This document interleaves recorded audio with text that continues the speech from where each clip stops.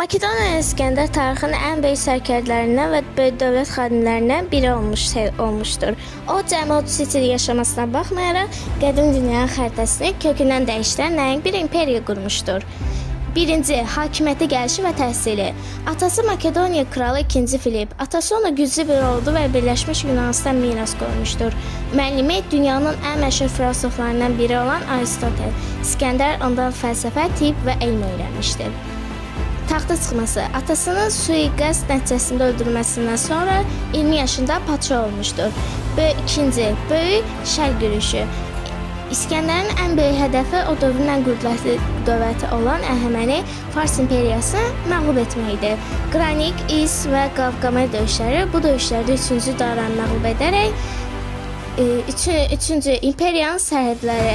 Onun imperiyası Yunanistandan başlayaraq Misirə, oradan isə Hindistana qədər uzanırdı. O fəthetdiyi yerlərdə öz adını daşıyan 70-dən çox şəhər salmışdır. Ən məşhur Misirdəki İskəndəriyyə şəhəridir.